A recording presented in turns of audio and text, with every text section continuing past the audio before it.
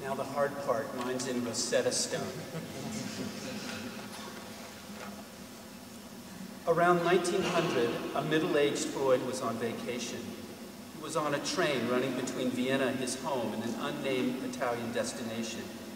In the compartment, he strikes up a conversation with a young Austrian Jew who's familiar with his work. Already, Freud is a minor celebrity. The conversation turns to the position of Jews in the Austro-Hungarian Empire, a subject that touches Freud deeply. To obtain his coveted professoriate, several valuable art pieces were moved from the household of one of his clients to an official's home. The young man is passionate. Ambitious, capable Jews' careers are stunted, he says. There have already been anti-Jewish riots in the empire. Discrimination is routine. The Holocaust, one of the important force fields in Hirsch's exhibition, is scarcely a generation away. Freud himself is almost detained by the Nazis. He's saved by Roosevelt. The future of the young man is unseeable.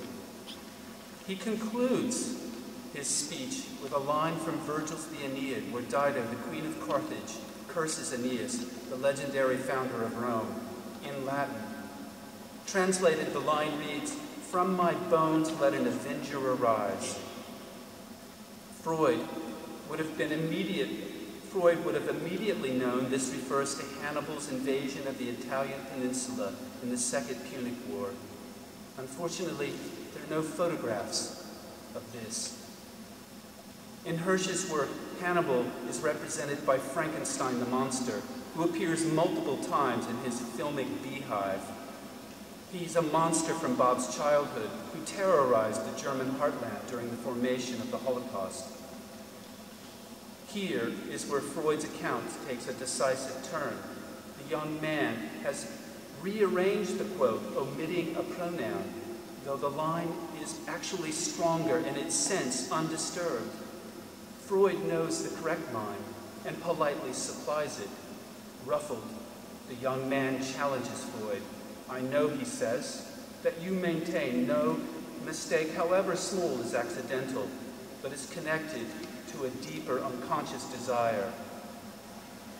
In an exhibition of this size, comprised of so many technical decisions, the sample, the reproduction, the placement, the kind of jars, the stray fingerprint on the jars, how gentle the swerve, Hirsch has constructed a Gallipolis of slips that lead back to his world and childhood.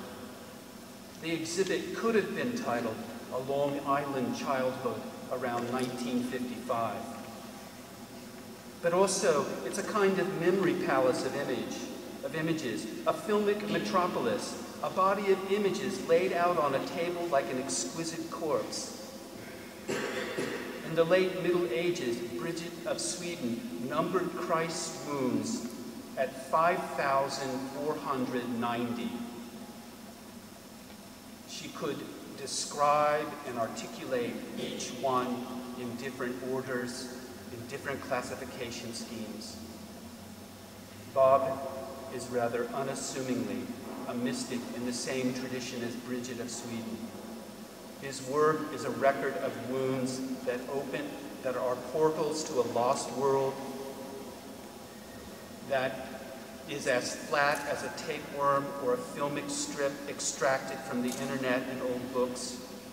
The work is a DNA strand or a 39-foot parasite worm preserved in a jar of formaldehyde at a state fair.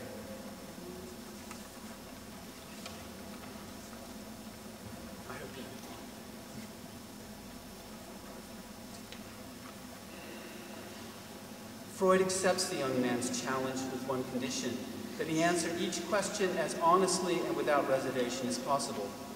What follows is a loose network of seemingly disparate images, vials of dried blood, old men who resemble vultures, the French occupation of Italian cities, accusations of child murders against the Jews. All are images that could be jarred in Bob's work in some form or another. At the end, like a magician, Freud finds the omission. The young man is awaiting news of whether his Gentile lover is pregnant. Freud goes further. He begins to point to the connections back to Dido, the Semites' revenge, and the young man's situation. Horrified, the young man stops Freud and falls back into silence. Freud has his collection, his sample of images.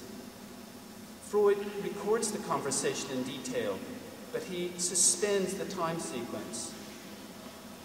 The reader has no spatial or temporal frame for the account other than their own psychological frame, helped on by Freud.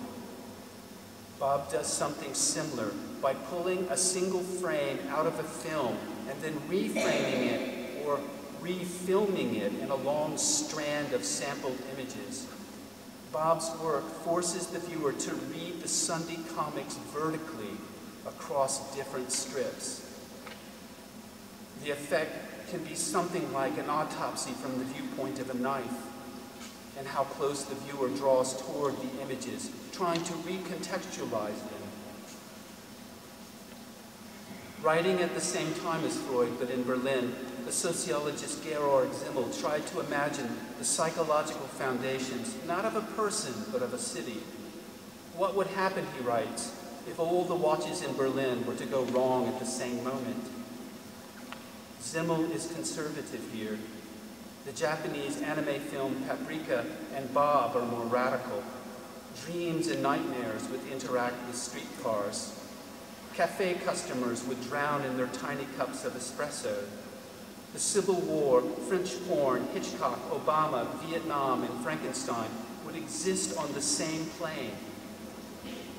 In a powerful image from Civilization and Its Discontents, Freud, suffering with cancer, conjures up a metaphor for the unconscious.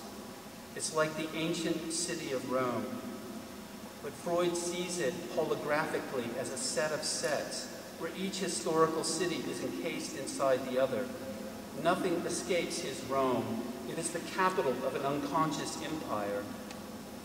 Bob has assembled a nervous system expanding into a metropolis of images. Interlocked, the images resemble the Greek phalanx, which, because of its natural tendency of each soldier or image to seek protection for the unprotected right side, behind the image on its right, the entire phalanx drifts rightwards during its advance. Over time, the drift resembles a swerve on a table in an art museum in Buffalo. This is dedicated to Molly. Thank you.